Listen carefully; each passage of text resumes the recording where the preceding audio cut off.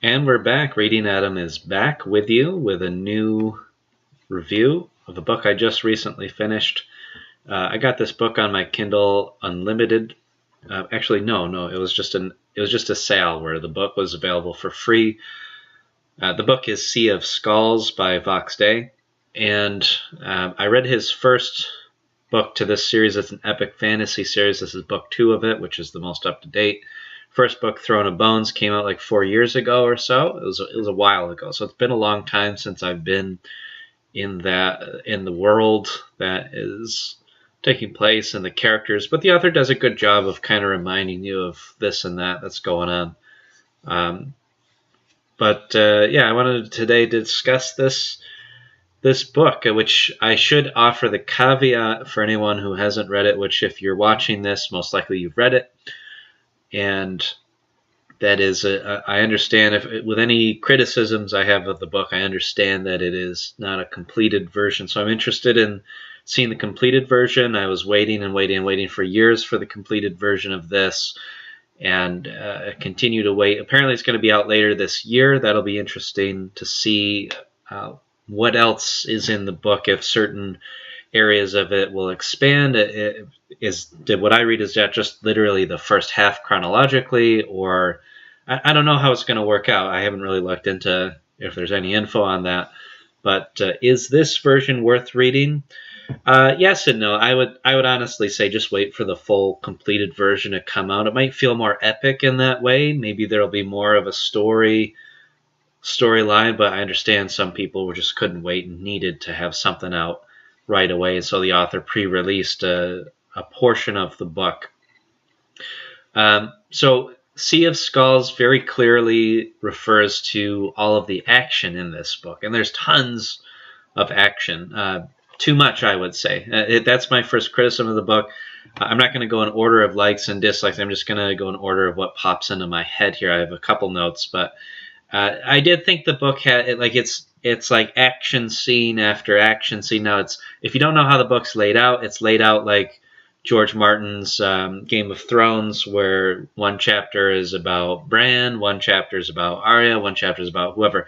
So this book is laid out the same way, where each chapter is about the story around a certain character, and that's not a bad thing. That's an interesting way to write a book, and I think it works maybe more logically for an epic fantasy, because it's probably very, very difficult to do something like Lord of the Rings, and that's the only other epic fantasy I've ever read, other than the first couple books of Game of Thrones. But I'm not really much of a epic fantasy person, but I really like Vox Day's writing, so I thought that I would just try epic fantasy through him. So anyways, there might have been a bit too much action in this book, and again, that comes with the caveat that this is not the full version of the book. This is just a partial rendition. So maybe in the full feature there will be the action will seem like less, because there will be more in between things, or maybe different types of storylines going on. I mean, there are a few characters who are going through their own individual quest, it seems, like Lodi the dwarf, and I can't even think of anybody else off the top of my head. Everybody else seems to be involved in an army of sorts, and I don't know, like you get to see the army life between the different cultures, between the different races with this, but there's not much. Everybody seems to be involved directly in a battle. Like, there's no character that's maybe a devious merchant trying to profit from this and maybe trying to gain power through other people doing things.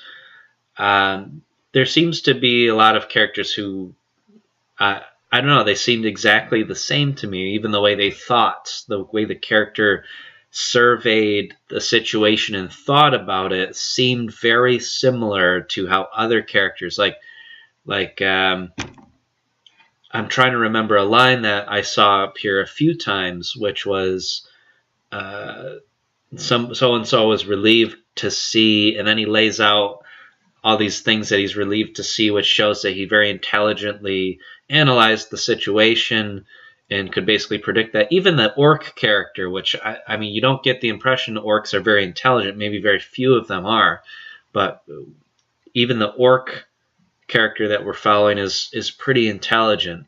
And I mean, that's just how the writer is, right? Like, he's a very intelligent guy and analyzes and can perceive a lot more, and he's very much into military things. So I can't blame him for that. And a lot of the times it is interesting because you kind of see things that he would think about and see. And without trying to put too much of the author into the story, it just, because there's so many battle scenes and so many the day before a battle and the day after the battle, because there's so much of that, you can't help but think about the author. You can't help but think about the fact that it's so much of it's so similar. Because how different can you make that stuff seem? Even Lolita, which started to get, you felt like, is the author really straining to kind of figure out where this story should go? Like, they're driving around all the place and kind of in and out of motels, doing the same thing over and over and over. And after a while, you're kind of like, I wonder if he fell into a conundrum, like if he fell into he wrote himself into a corner and then really had to figure out what he was going to do with this. So, I'll end it with a murder mystery or whatever. So, except it wasn't such a mystery. However, this is a good time to interject with another point regarding writing action. I would, if the author of this book ever sees this, or if somebody sees this and tells him of this, this is just a helpful suggestion. I have no idea how helpful it would be, but in the end of Lolita, there's a scene between, I don't even remember the guy's name, the main protagonist and this other guy that he murders. There's a scene there, and read how that action plays out. Read how the author dances around with the language. I thought that was even though I felt that scene was unnecessary in Lolita, I felt that it was very well written as an action sequence, as an action scene, and also contained a little bit of comedy in it. Anyway, another scene that would be worth revisiting would be a scene toward the end of Catch-22 where Yossarian is fighting off one of the other characters, I forget who, but one of the other characters' prostitute that he fell in love with. And there's a long sequence where Yossarian is basically struggling to stay alive when this prostitute's trying to murder him. And it's funny, but it's also intense because the language he uses. Whereas the action in Sea of Skulls, I'm not really sure what I'm supposed to be concerned about. Like, am I just riding along the wave? Am I just riding the wave of action, or is there a point about drama in this? Is he trying to say anything about battle or war? Is he just trying to paint his character a certain way? Or is it just literally storyline? Like, it's like, okay, these people fought these people, and this is how this turned out. But obviously a lot more advanced than how I just explained it. Anyway, I'm just telling you what I like as opposed to what I dislike, and I really liked the two action scenes that I describe in Lolita and in Catch-22. Whereas these action scenes, they're nice, but I play video games for action, right? I read for interesting plots and unfoldings that I can't predict, and maybe, action can kind of be glossed. It's one of those things that can be glossed over in a story, as it felt like it was a lot of times in Lord of the Rings, where, I mean, yeah, maybe they had a battle with the wolves, or maybe they got involved in a fight, but it was more of like a pan shot of what's going on rather than the tactical, individual struggle, which I understand a lot of authors now write that way with the individual struggle. I think I remember Joe Abercrombie. I read one of his books right before Throne of Bones, and I recognized a similar sequence within the writing that Voxday copied from Joe Abercrombie, where you're in the first-person perspective of one soldier, and he's fighting, and then he dies, and you're in the perspective of the soldier who just killed him. And it's an interesting way to write about a battle sequence, particularly if you don't have that many battles. If every chapter feels like a battle, it just gets tiresome. Just gets tiresome. It's like watching a movie where it's literally action all the way through. You're sick of watching it after a while. You're sick of seeing some guys' gnarly moves and survival if there isn't a dramatic element to it. If you're not really feeling what that guy might be able to feel, which is probably very difficult to do through writing, so it's certainly a challenge, but it's also... But I want to move here. I don't want to dwell on this too long. I want to move to the next point, which is something I really liked about the book. And I really like the dialogue and the conversations, the jockeying for power verbally and politically between characters. So Magnus is like my favorite character, which I don't know if the authors means for anybody's favorite character to be Magnus, but honestly, he seems to be doing, like, he's an intelligent character who he's got his mind set on something and he's making it happen. He's doing it through the force of his will.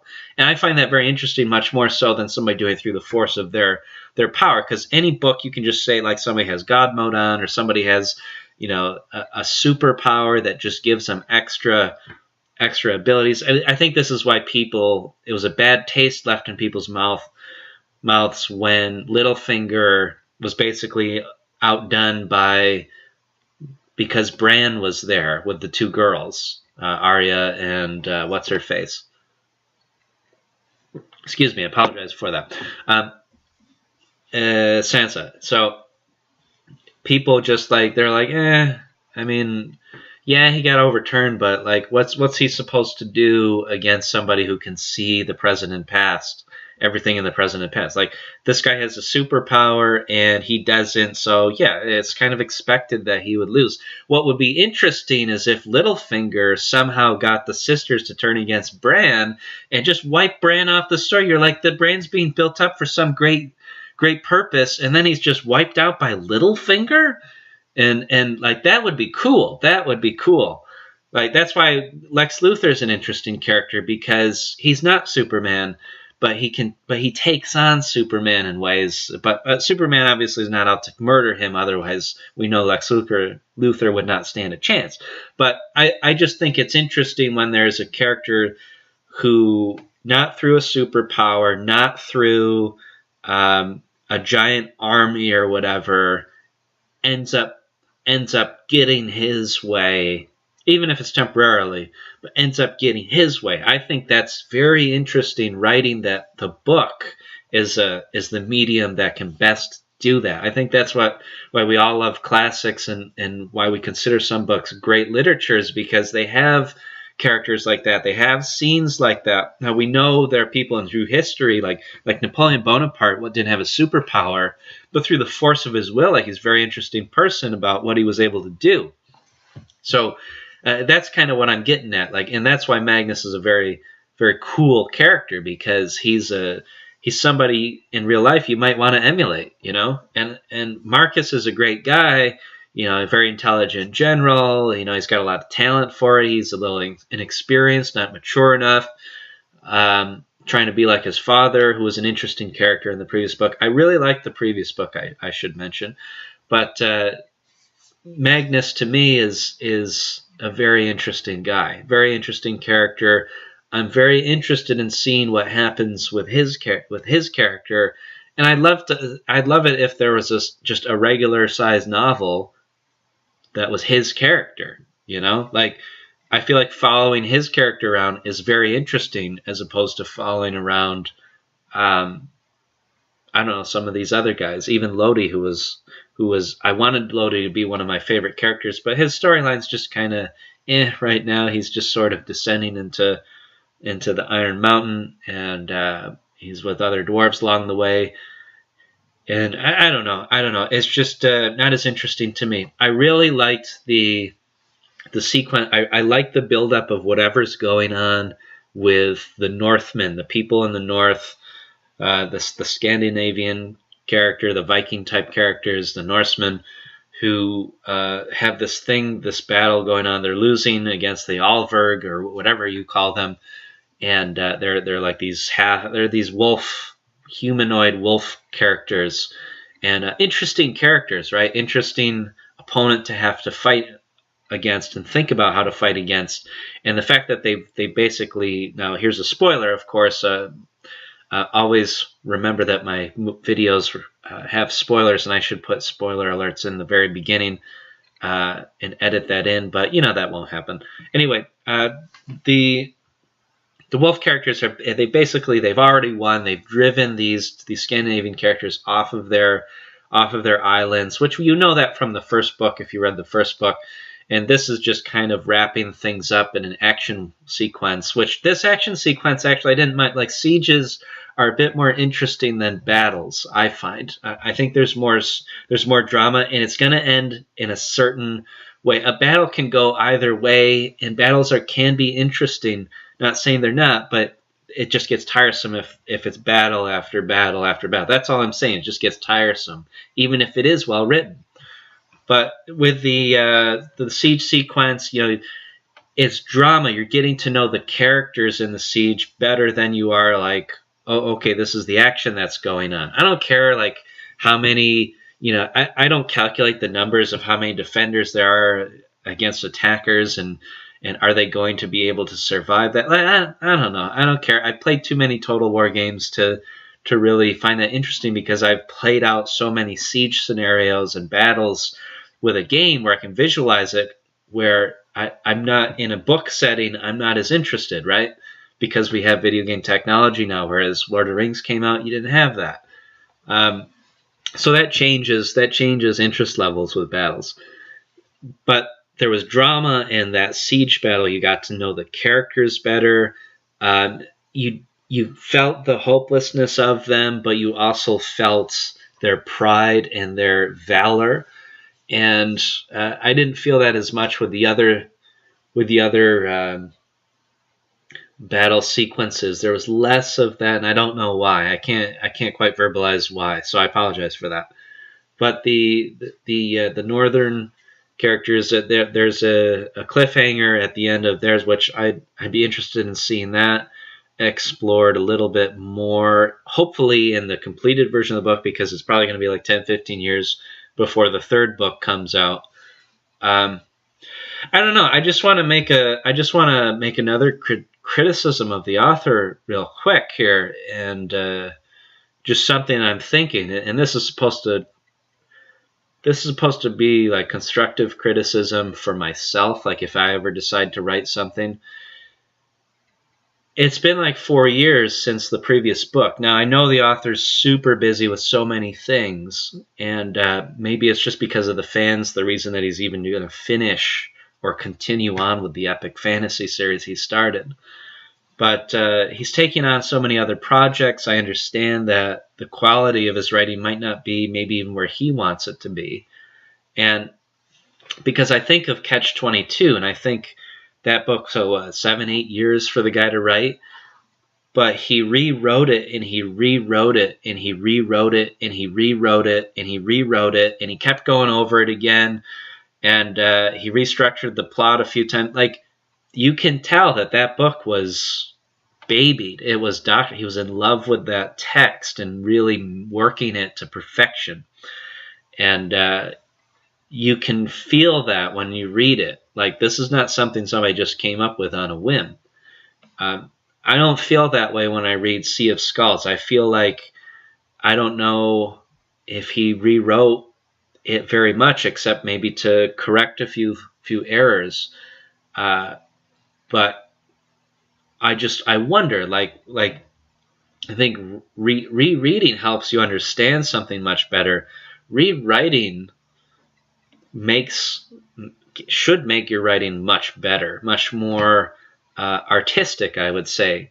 And maybe this is just because the novel I read previous to this was Lolita, and if you read Lolita, and then I read Catch-22 before that, so if you read Lolita, it's his descriptive abilities are very advanced, you know, and it's okay that Voxday doesn't have the same prose talent as Nabokov, right? But Voxday, like Nabokov, he speaks multiple languages. He has a huge vocabulary, but I don't see that huge vocabulary in his fiction.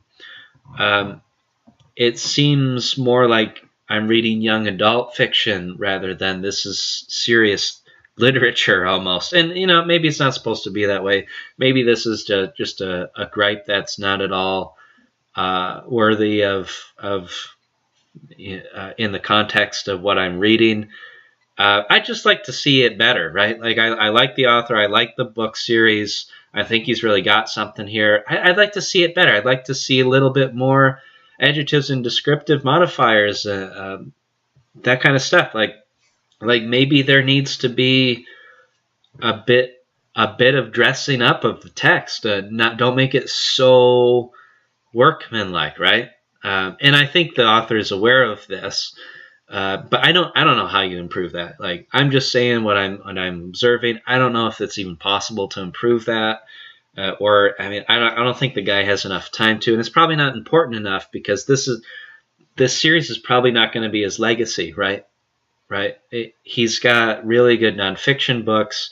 He's doing a lot of other things with technology, so I don't think this book is going to be his legacy. So maybe it's not, maybe a waste of time to make it into something that's so good. And I think he even mentioned that, you know, it's harder for him to spend so much time writing this book when he's editing really good books because he's a great editor, right? He's got an eye for that. Maybe he's not a natural perfect writer, but anyway, since he is writing and since he started this epic fiction, I mean, if you're going to take 4 years in between releases, you know, I don't know. Epic fantasy it's a different animal. It's not a single novel unto itself. So I'll stop talking about that because I'm getting into a realm where I don't have any actual advice to offer other than the fact that I read. So I don't want to assume that I'm an author here and that I can actually give them any helpful advice on that point, because that would be a bit arrogant of me, and I do need a little bit of humility in that order. Just checking to see anything else that I wanted to talk about, any other points to make. Talked about a little bit about characters. My favorite scenes were conversations between intelligent characters such as Bessarius with Mal, Magnus with the Legionaries, and a few discussions Marcus got into were quite interesting. There wasn't anything that was a big moral question that I noticed in the book. Some people might think it's a big moral question with the Legionary executing a couple homosexuals, and you know, whatever. That's just how ancient armies would have been for discipline. Let's see, anything else I just didn't really care for?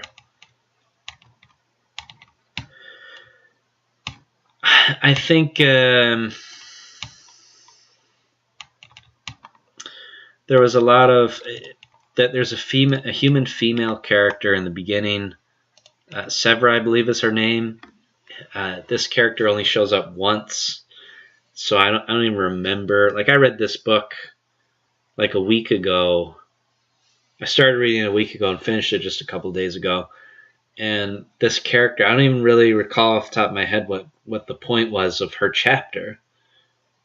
I mean, I kind of remember Magnus a little bit, but I don't remember her character as much. I think she was talking to a couple other women, and like, I'm not saying nothing happened in an action way. Like, I didn't necessarily care for any action thing to happen with her, but I don't even recall what the point of her character was, and I had trouble remembering other than she was the daughter of some important senator.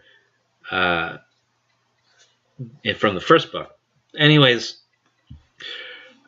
I don't know. I'm if a character, hopefully this character shows up more as in the expanded version of the book. Otherwise, if a character only is going to show up once or twice, should the character be killed off? Like, how important is that storyline? I don't know. There's just something that jars me the wrong way about seeing one character pop up and then you don't see that character again. So I think this video's gone on long enough. Again, is the book worth reading? I would wait until the full version comes out, because I could be completely wrong about all this stuff, but the full version might contain tons of the things that I really like and more of the characters I like and less of the things I dislike, right? Or maybe even more polished versions of things that I disliked, but were not in a nauseating, ad nauseum, repetitious, tiresome way, right? So again, the book Sea of Skulls in reference to all the death in it, all the battles, and I thought at first the sea literally meant a sea, but that was stupid of me. Anyway, if you like this video, like it, share it, subscribe. If you have also read this book, leave a comment. Tell me what you thought of it. Tell me if you think I'm wrong, if I'm right about anything. I'm interested in any kind of feedback, because this is a discussion. This isn't just me bloviating and lecturing you about what books should be, although it comes across that way sometimes, I'm sure. Anyway, this is Reading Adam. Have a good day. Bye.